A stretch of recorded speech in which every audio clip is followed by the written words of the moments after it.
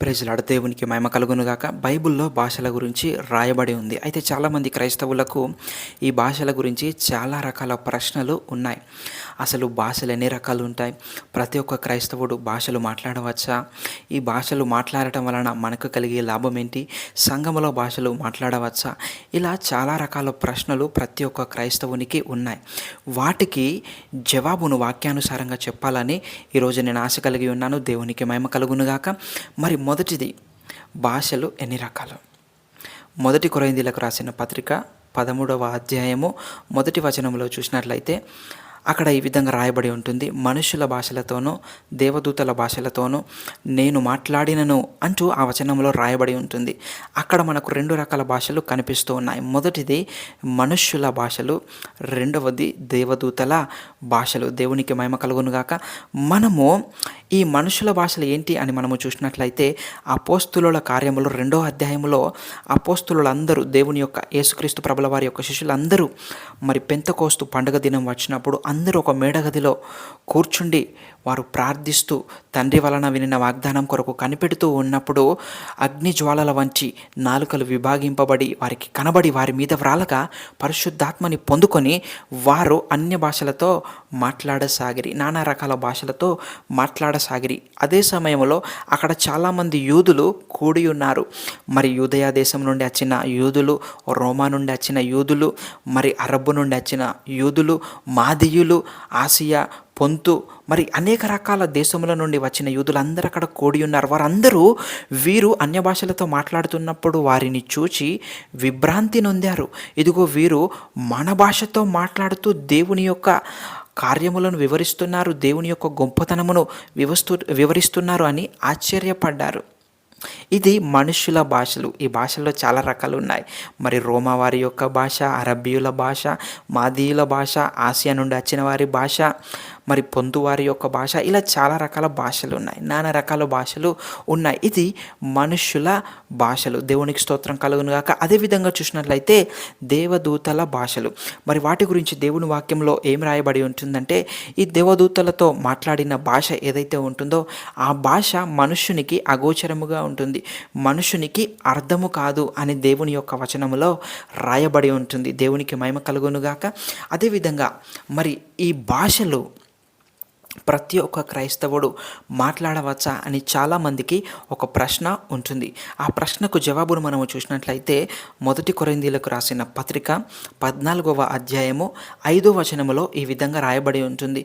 మీరందరూ భాషలతో మాట్లాడవలనని నేను కోరుచున్నాను అని పౌలు భక్తుడు పరిశుద్ధాత్మ ప్రేరేపణ ద్వారా వచనములో రాసి ఉంటున్నారు. దేవునికి స్తోత్రం కలుగునుగాక. అంటే దేవుని యొక్క చిత్తము, దేవుని యొక్క వాంఛ, దేవుని యొక్క కోరిక ఏంటంటే ప్రతి ఒక్క క్రైస్తవుడు, వారు స్త్రీలేమి పురుషులేమి, ప్రతి ఒక్క క్రైస్తవుడు భాషలతో మాట్లాడాలి. అది దేవుని యొక్క ఉద్దేశము. దేవునికి మహిమ కలుగునుగాక. అదేవిధంగా మూడో ప్రశ్న ఏముంటుందంటే చాలామంది క్రైస్తవులకు ఈ భాషలు మాట్లాడటం వలన మనకు కలిగే లాభము ఏంటి, మనకు కలిగే లాభము ఏంటి అని చాలామందికి ప్రశ్న ఉంటుంది.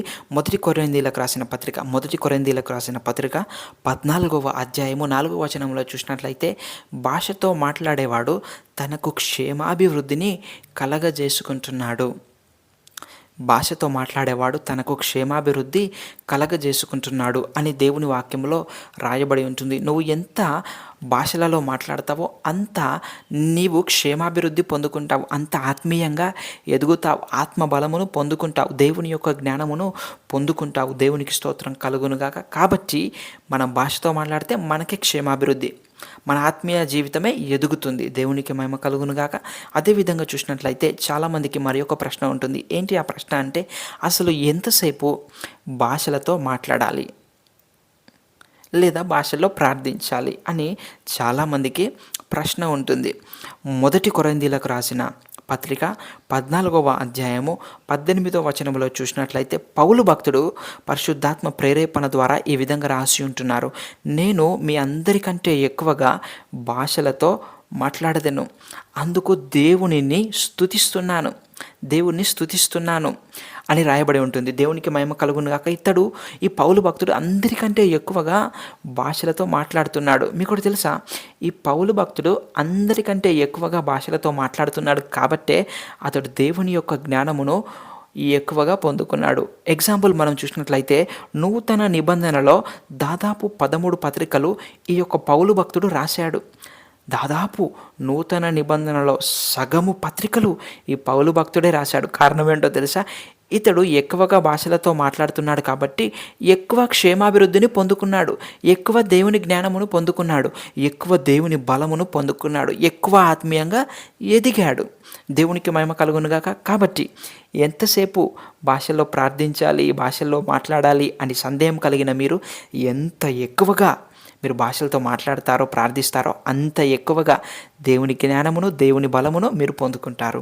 దేవునికి స్తోత్రం కలుగునుగాక. మరి ఒక ప్రశ్న క్రైస్తవ సమాజంలో ఉంటుంది. ఏంటి ఆ ప్రశ్న అంటే, సంఘములో, చర్చిలో, దేవుని మందిరములో మరి భాషలు మాట్లాడవచ్చా అని చాలామందికి ప్రశ్న ఉంది. అసలు ఎంతమంది దేవుని సంఘములో, దేవుని మందిరంలో, చర్చిలో భాషలతో మాట్లాడవచ్చు అని చాలామందికి ప్రశ్న ఉంది. దానికి జవాబు దేవుని వాక్యంలో పరిశుద్ధాత్మ దేవుడు చాలా స్పష్టంగా రాశాడు.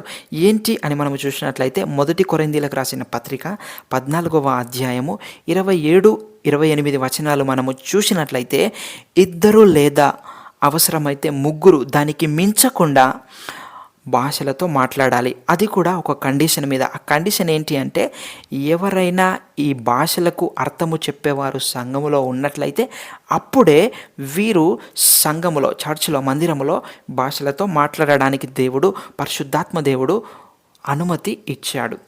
ఎవరైనా ఒకవేళ అర్థము చెప్పేవారు లేని ఎడల, భాషకు అర్థం చెప్పేవారు లేని ఎడల ఏం చేయాలి అంటే, వచనంలో అది కూడా చాలా స్పష్టంగా రాయబడి ఉంది. ఏంటి అంటే 1 కొరింథీయులకు రాసిన పత్రిక 14వ అధ్యాయము 28వ వచనములో అర్థము చెప్పేవారు సంఘములో లేని ఎడల భాషతో మాట్లాడేవాడు మౌనముగా ఉండాలి అని దేవుని వాక్యము, పరిశుద్ధాత్మ దేవుడు స్పష్టంగా చెబుతున్నాడు. కాబట్టి చాలామంది మనము ఈరోజు మందిరాల్లో చూసినట్లయితే చాలామంది భాషలతో మాట్లాడండి అన్నప్పుడు గుంపులుగా భాషలతో మాట్లాడతారు. కానీ దేవుడు 2 లేదా 3కి మించి అనుమతించలేదు. ఇది మీరు చాలా స్పష్టంగా అర్థం చేసుకోవాలి. వాక్యములో చాలా క్లియర్గా రాయబడింది. పరిశుద్ధాత్మ ద్వారా పౌలు భక్తుడు చాలా క్లియర్గా రాశాడు. దేవుని వచనం చెప్తుంది, 2 లేదా 3కి మించి సంఘములో, మందిరంలో, చర్చిలో మాట్లాడకూడదు. అది కూడా ఒక కండిషన్ మీద.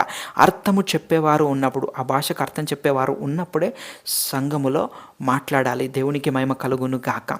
ఒకవేళ మీకు సంఘములో భాషతో మాట్లాడాలి, భాషతో ప్రార్థించాలి, భాషతో స్తుతించాలి అని మీకు ఆశ ఉన్నట్లయితే మీరేం చేయాలంటే, అది కూడా దేవుని వాక్యంలో స్పష్టంగా రాయబడి ఉంటుంది. 1 కొరింథీయులకు రాసిన పత్రిక 14వ అధ్యాయము 13వ వచనములో, భాషతో మాట్లాడేవాడు అర్థము చెప్పు శక్తి పొందుకొనుటకై అతడు ప్రార్థన చేయాలి. నీకు భాషతో మాట్లాడాలని ఆశ కలిగి ఉన్నావా?